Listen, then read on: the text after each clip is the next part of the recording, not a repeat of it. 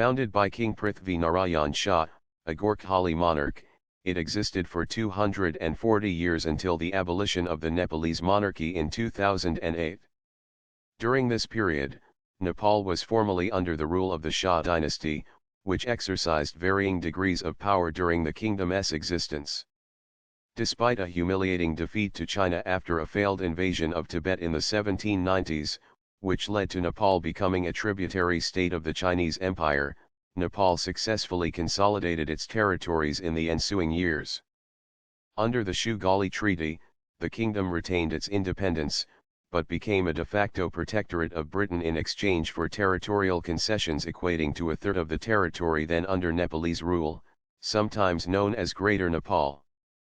Political instability following the war resulted in the ascendancy of the Rana dynasty, which made the office of Prime Ministers of Nepal hereditary in their family for the next century, from 1843 to 1951.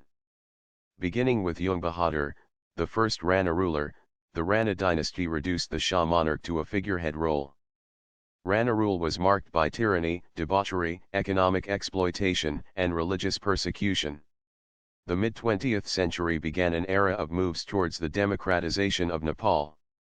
In 1923, Britain formally recognized Nepalese sovereignty and ended its protectorate, but continued to exercise political influence through the Rana rulers and its rule in India, which ended in 1947. In July 1950, the newly independent Republic of India signed a friendship treaty in which both nations agreed to respect the other's sovereignty. In November of the same year, India played an important role in supporting King Tribhuvan, whom the Rana leader Mohan Shamsher Jang Bahadur Rana had attempted to depose and replace with his infant grandson King Gyanendra.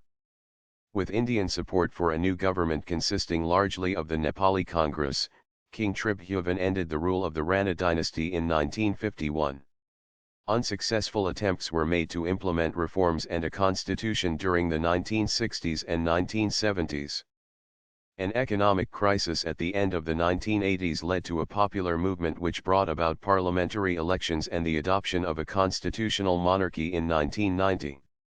The situation for the Nepalese monarchy was further destabilized by the 2001 Nepalese royal massacre, in which Crown Prince Dipendra reportedly shot and killed 10 people, including his father King Birendra, and was himself mortally wounded by what was allegedly a self-inflicted gunshot.